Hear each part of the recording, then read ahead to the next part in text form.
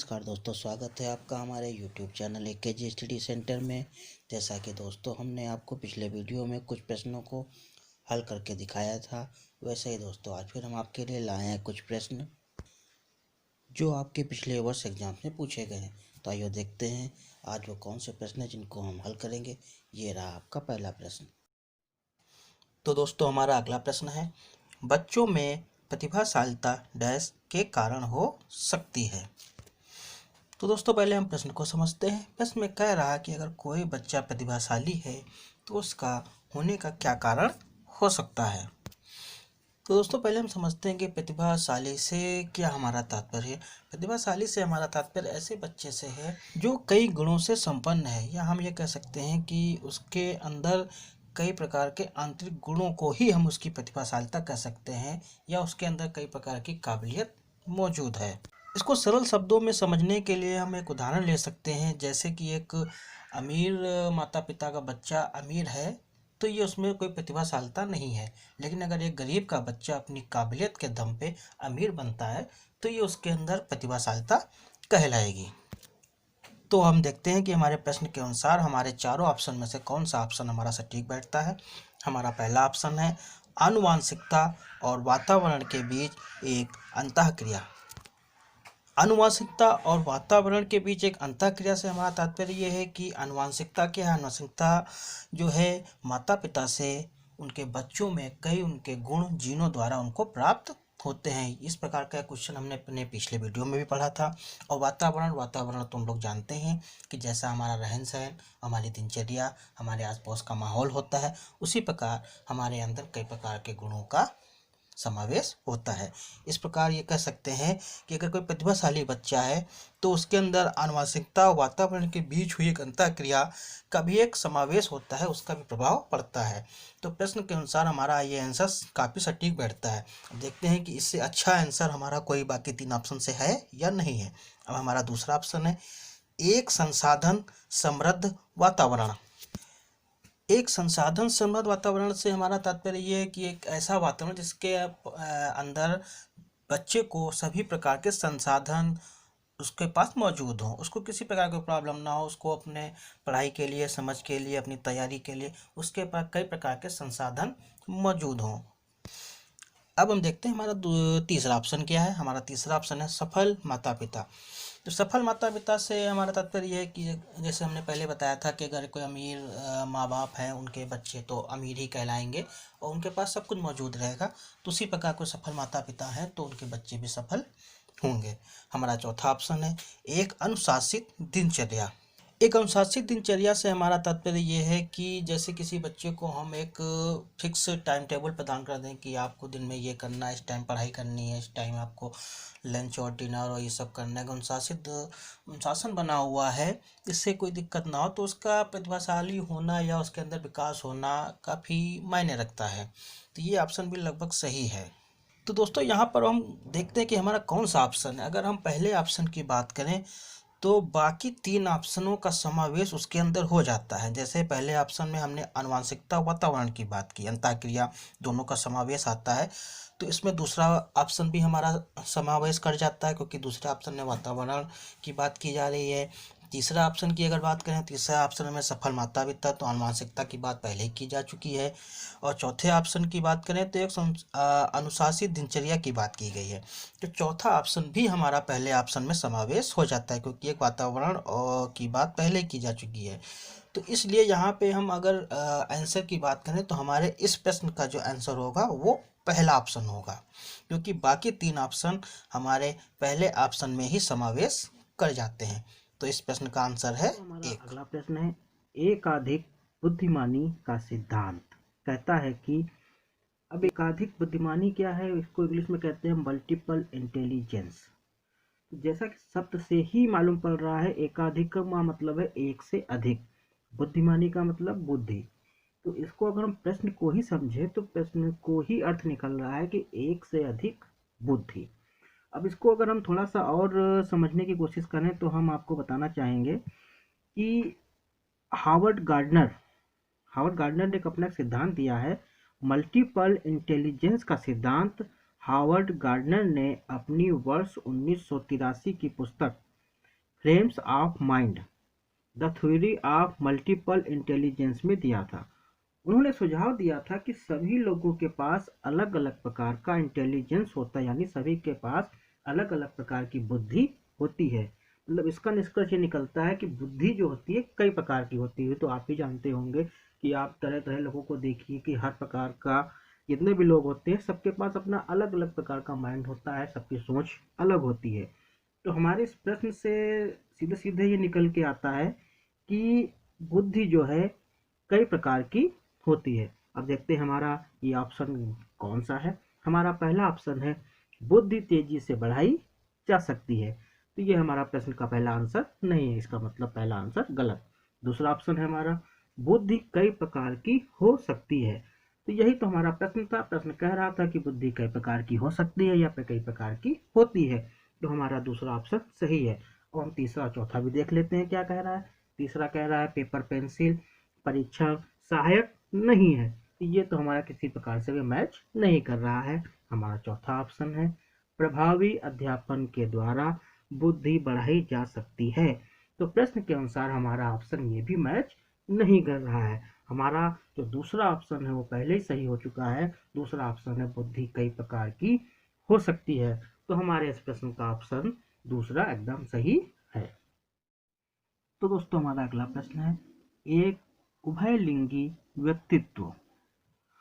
तो दोस्तों यहाँ पे शब्द आया उभयलिंगी व्यक्तित्व। अब हम पहले समझते हैं कि उभयलिंगी व्यक्तित्व क्या है।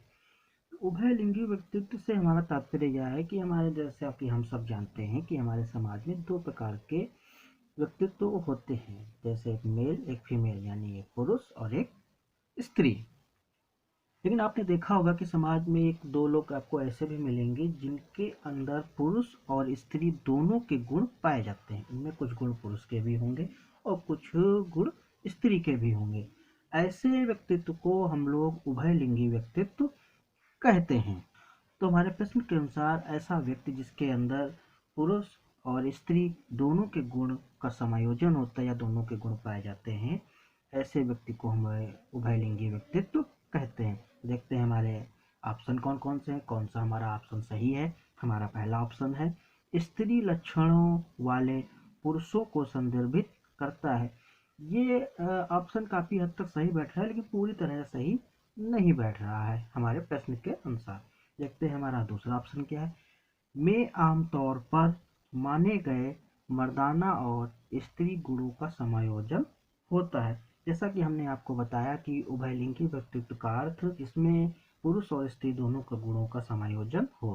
तो इस प्रकार हमारा दूसरा ऑप्शन एकदम सटीक बैठ रहा है। फिर भी हम देखते हैं कि हमारा तीसरा और चौथा ऑप्शन क्या है। हमारा तीसरा ऑप्शन है में दृढ़ और अहंकारी होने की आदत होती है। तो ये ऑप्शन तो हमारा बिल्कुल भी मैच नहीं कर रहा है। हमारा चौथा ऑप्शन क्या है, समाज में प्रचलित रूढ़वादी लिंग भूमिकाओं का पालन करता है। तो हमारा चौथा ऑप्शन भी किसी भी प्रकार से हमारे प्रश्न से मैच नहीं कर रहा है। दोस्तों हमारा पहला तीसरा और चौथा ऑप्शन मैच नहीं कर रहा है। हमारा दूसरा ऑप्शन बिल्कुल सटीक बैठ रहा है, इसलिए इस प्रश्न का ऑप्शन नंबर 2 एकदम सही आंसर है। दोस्तों हमारा अगला क्वेश्चन है निम्नलिखित में से कौन सा एक संवेग है। अब हम पहले प्रश्न को समझते हैं। प्रश्न में हमारा शब्द आया है संवेग। पहले हम समझते हैं संवेग क्या है। संवेग को इंग्लिश में कहते हैं इमोशन, और हिंदी में इसे भावना भी कहते हैं और इंग्लिश में फीलिंग्स भी कहते हैं। संवेग को अगर हम सरल शब्दों में समझें तो हम ये कह सकते हैं कि व्यक्ति अपनी इंद्रियों के द्वारा किसी चीज़ को अनुभव करता है तो उसे संवेग कहते हैं या फीलिंग्स कहते हैं या भावना कहते हैं। तो देखते हैं कि हमारे ऑप्शन के हिसाब से कौन सा ऑप्शन इस सटीक बैठ रहा है, कौन सा संवेग है। तो हमारा पहला ऑप्शन है स्मृति। स्मृति यानी मेमोरी। तो मेमोरी तो हमारा एक संवेग नहीं है, क्योंकि ये हमारी किसी प्रकार की इंद्रियों के से अनुभव नहीं करता है। तो मेमोरी तो सबके पास, याददाश्त तो सभी के पास होती है। देखते हैं ये हमारा दूसरा ऑप्शन क्या है। हमारा दूसरा ऑप्शन है डर। जो डर है किसी बच्चे के अंदर वो एक संवेग हो सकता है, क्योंकि डर, बच्चा किसी चीज़ को, ऐसी चीज़ को देखता है जिससे वो डर जाता है या किसी चीज़ को सोचता है तो डर जाता है। तो ये अपनी इंद्रियों का इस्तेमाल करके उसके अंदर एक भावना उत्पन्न होती है, एक अनुभव उत्पन्न होता है, इसीलिए हम डर को एक संवेग कह सकते हैं। अब देखते हैं कि हमारे अगले ऑप्शन क्या कहते हैं। हमारा तीसरा ऑप्शन है ध्यान। तो ध्यान का मतलब है शांत अटेंशन, शांत मुद्रा में रहना, तो ये कोई संवेग नहीं है। हमारा चौथा ऑप्शन है उत्तेजना। उत्तेजना भी एक संवेग नहीं, क्योंकि किसी प्रकार की इंद्रियों का इसमें वो प्रयोग नहीं होता है, न किसी प्रकार की भावनाओं से उत्तेजना जुड़ी होती है। इसीलिए हमारे इस प्रश्न का ऑप्शन 2 डर सही है, क्योंकि ये एक संवेग क्वेश्चन है। है, अलग अलग सोच वाले पैटर्न उन बच्चों की पहचान करते हैं जो। तो दोस्तों पहले हम प्रश्न को समझते हैं। अलग अलग सोच वाले पैटर्न बच्चों से हमारा आशय ऐसे बच्चों से है जो किसी भी चीज़ को एक अलग ही प्रकार की सोच से देखते हैं, या हमें कह सकते हैं कि किसी चीज़ के बारे में वो कई प्रकार से सोचते हैं, नई नई चीज़ों को सोचते हैं, नए नए विचारों को वो उत्पन्न करते हैं। अगर आप उन्हें कोई टॉपिक दे दें तो उस टॉपिक में अपने वो विचार अलग अलग कई प्रकार से प्रस्तुत कर सकते हैं। तो देखते हैं इस प्रकार के बच्चों की पहचान के लिए हमारे चारों ऑप्शन में से कौन सा ऑप्शन सही बैठता है। हमारा पहला ऑप्शन है विकलांग है। तो दोस्तों विकलांग के बारे में हम सभी जानते हैं, ज़्यादा कुछ बताने की ज़रूरत नहीं है।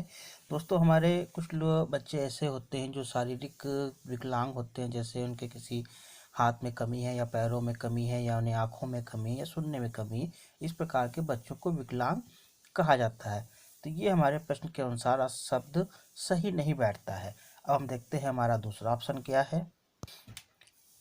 दूसरा ऑप्शन है डिसलेक्सिक है।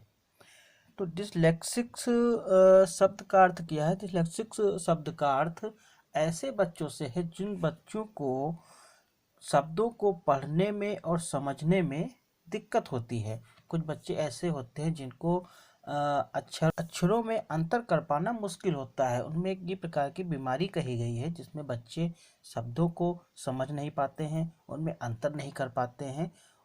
इस प्रकार के बच्चों को डिसलेक्सिक कहते हैं।